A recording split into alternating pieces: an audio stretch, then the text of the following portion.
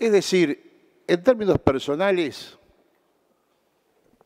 ser objeto de agravio, formar parte de la oposición irracional, tener destinado una reserva en el cohete a la Luna o una habitación, ¿no es cierto?, en un hospicio psiquiátrico por demencia, conforme sea la expresión en torno a la molestia que los planteos de oposición a esta política formulo, yo personalmente en realidad creo que son distinciones honoríficas que porto con orgullo, ¿no?, sobre todo de parte de quienes vienen.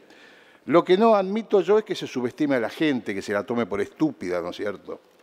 Estamos hablando de tarifas sociales, 200 pesos en una factura de 1.037 pesos. Esto es la tarifa social.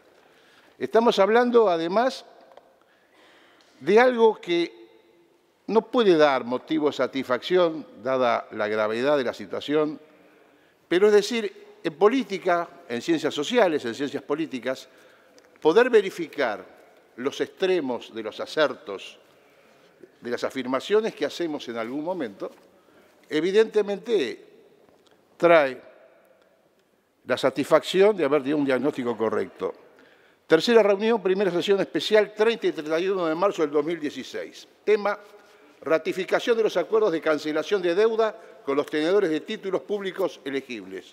No sé si recordamos esas maravillosas jornadas de derogación de la ley de pago soberano, donde nos decían de que llegaba la panacea y la felicidad en el trencito de poder conseguir endeudamiento, ¿no es cierto?, barato y feliz afuera. Recordamos todo eso. A los 6 meses de haber dictado la ley de pago soberano y después de años de resistencia y batalla en cuanto foro internacional hubo solidaridades latinoamericanas y mundiales expresadas permanentemente. Es más, el órgano más democrático de Naciones Unidas votó en Asamblea General el acompañamiento a la propuesta argentina de resistencia contra los mal llamados fondos buitre. En ese momento manifestamos de que esos fondos no eran una patología, esos fondos no eran la degeneración de un sistema, sino era el perfeccionamiento de un sistema. Era la etapa superior del desarrollo de ese capitalismo financiero.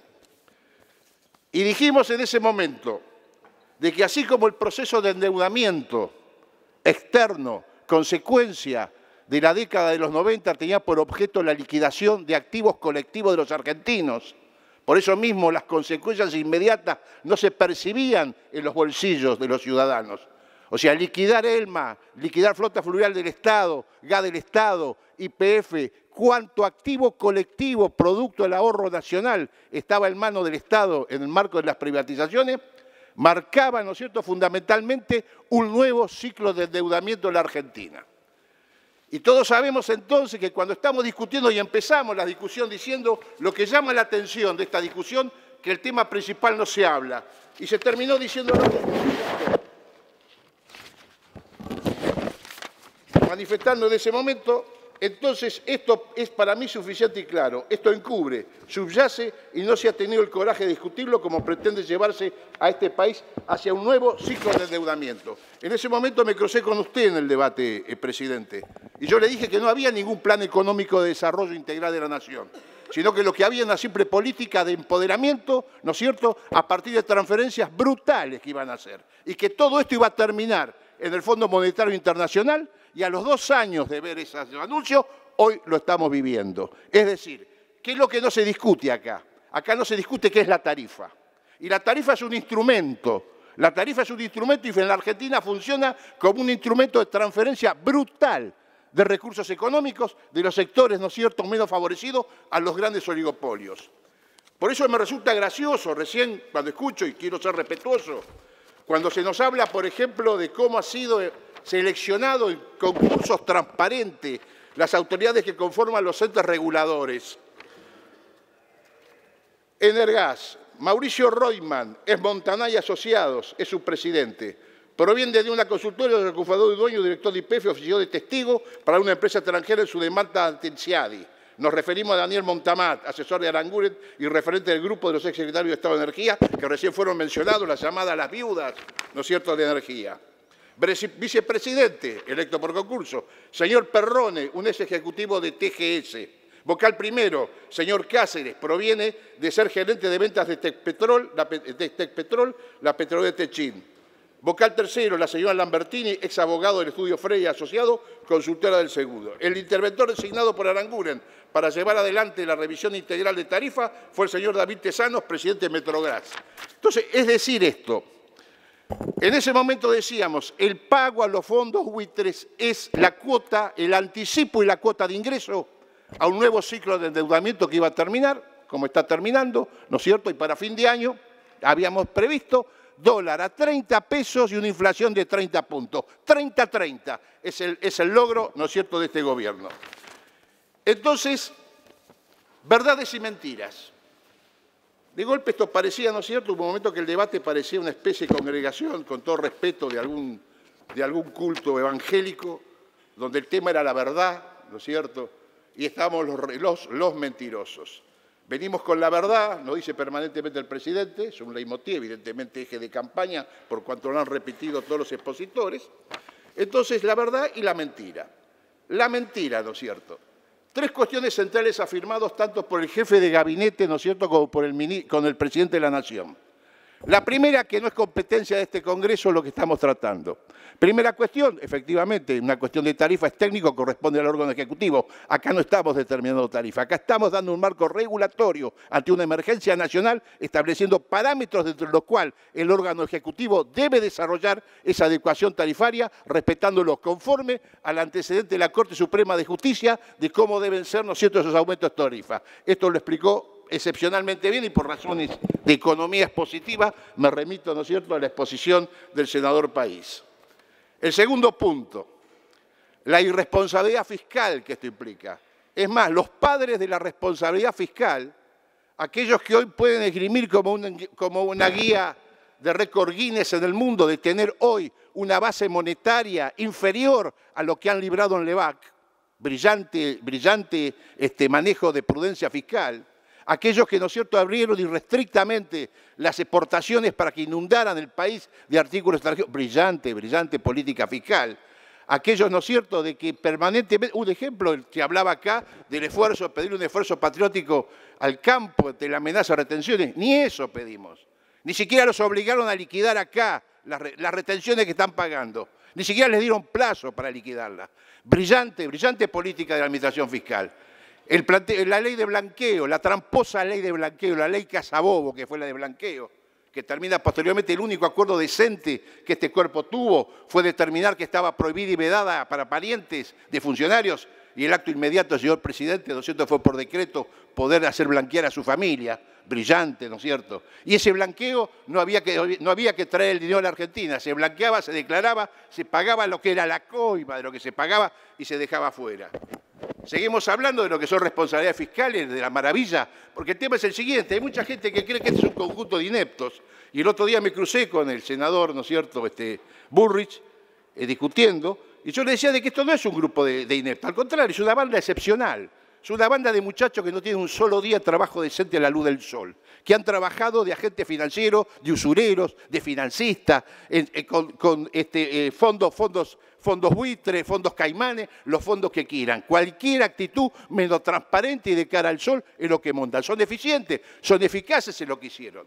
Vean ustedes cómo fue la estrategia, cómo se instrumenta la tarifa. Si la transferencia de los activos era el objetivo del endeudamiento, hoy el objetivo de este nuevo ciclo de endeudamiento que ustedes iniciaron con ese primer pago de 16.000 millones de dólares es fundamentalmente la transferencia brutal a través de las tarifas de los recursos y las riquezas de los argentinos a grupos monopólicos, ¿no es cierto? Lamento haber asustado, senador Cobos. Es la pasión, usted sabe que... Entonces, esta estrategia, pues decíamos, el senador Mayán les dijo en ese momento del debate, no tienen plan, únicamente vienen a recuperar la que perdieron, vienen por las retenciones, vienen, ¿no es cierto?, para recuperar las de la CFJP, vienen para recuperar los márgenes, ¿no es cierto?, financieros, no tenían plan. Entonces, ¿cuál fue? Este fue un corso, es decir, una aventura de corso. Tres etapas necesarias para esa aventura de corso que encubre lo que hoy estamos discutiendo.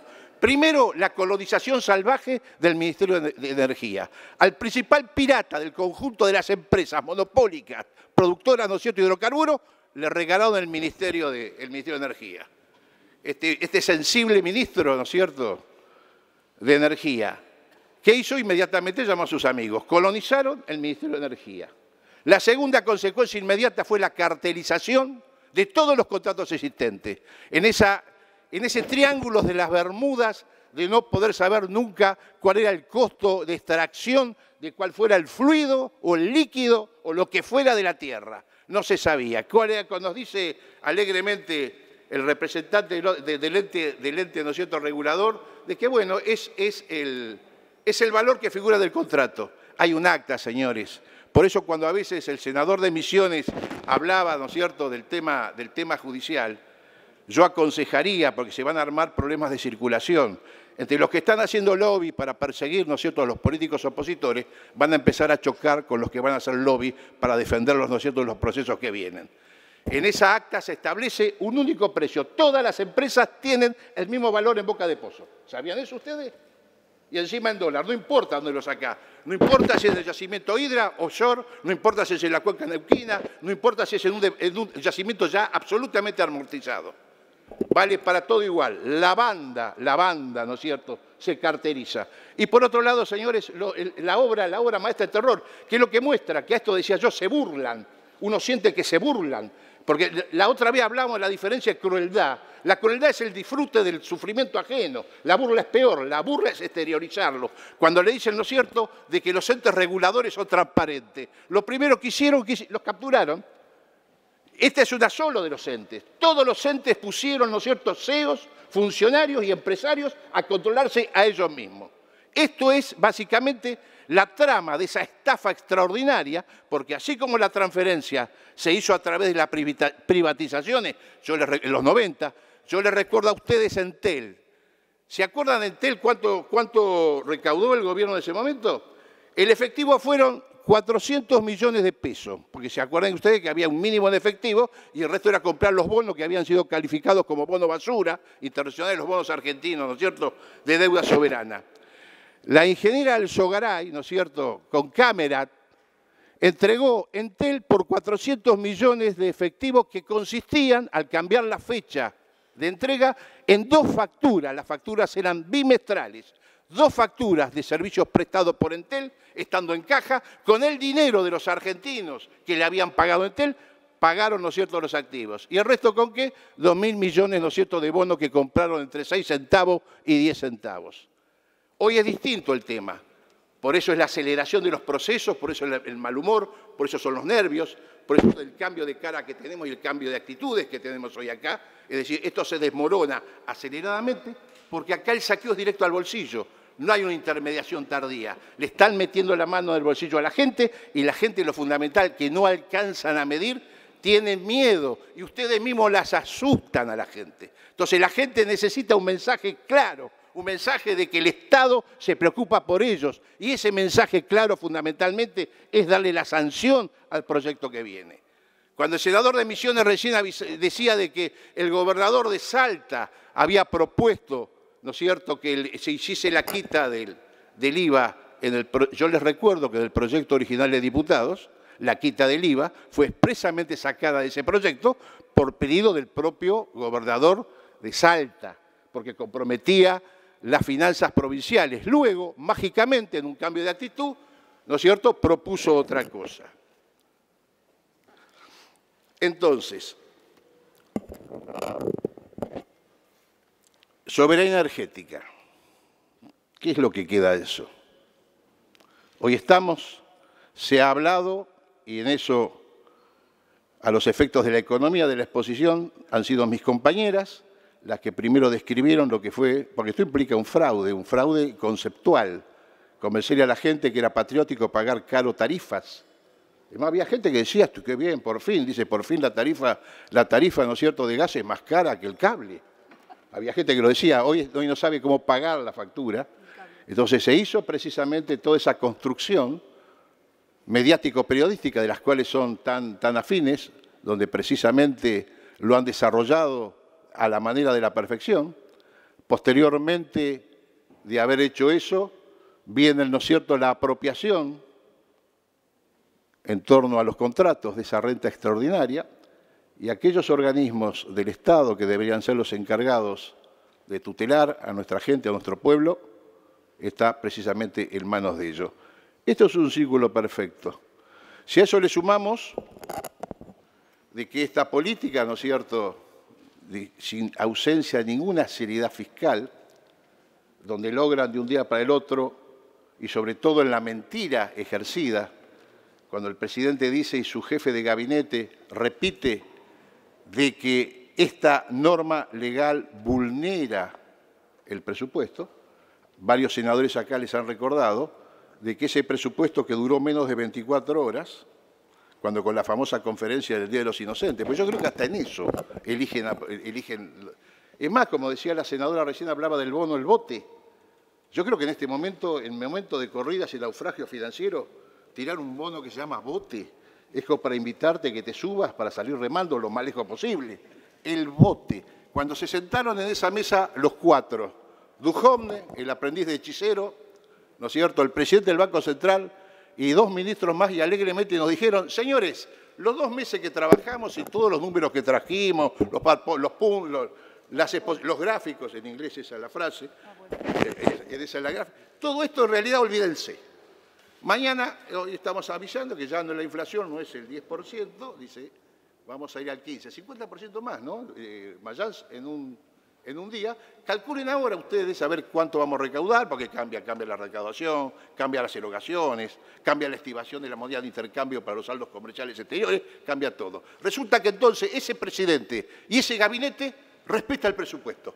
Y nosotros, porque traemos, ¿no es cierto?, ante la desesperación de la gente, una propuesta mínima, ¿no es cierto?, que establece retrotraer facturas hasta un punto determinado y decirle al gobierno: actualícelas, pero tenga en cuenta la variación, ¿no es cierto?, salarial y determinado índice de costo de vida en función de una sana doctrina y de unas sentencias judiciales razonable, proporcional, justa. Nosotros somos los desestabilizadores de este maravilloso equilibrio fiscal que han logrado con una gran pericia, ¿no? Todos los días lo estamos viendo. Entonces, en esto creo que fundamentalmente, primero, merecemos una disculpa. Como bloque, y no solo yo, lo estoy hablando también por el bloque del senador Solana, cuando el jefe de Estado, el presidente, en su investidura, invita a los bloques de este Congreso, de este Senado, a la Casa de Gobierno, se excluye expresamente al bloque que presido y al bloque que preside el senador Solana, con la argumentación expresada por los distintos senadores que fueron interrogados por la prensa a la salida de la reunión, que en realidad no era una reunión preirracionales. Entonces, como no me quiero extender más y pretendo, dado que el senador Martínez a veces suele hacer algunas referencias a los humores, y esto no es humor, esto es una tragedia, en esa brillante exposición del presidente de los argentinos, que por la cadena nacional nos explicó cómo cambiar los foquitos, creo que esto es algo que le ha llevado una gran tranquilidad a la gente, saber de que una tarifa, ¿no es cierto?, de 4 o 5 lucas cambia 2 LEDs, ¿no es cierto?, y no vamos a averiguar quién las importa, quién las compra, eso más vale no averiguarlo. Yo pasé el otro día revisando mi casa, encontré un artículo que creo que le va a ser de gran utilidad, Presidenta. Creo que la próxima campaña del presidente Macri puede salir en televisión, prendiendo una vela y explicando a la gente cómo, atento que no puede pagar las tarifas, puede seguir viendo y encontrar, cuando vuelve al lecho, a su señora, identificarla en la cama. Gracias.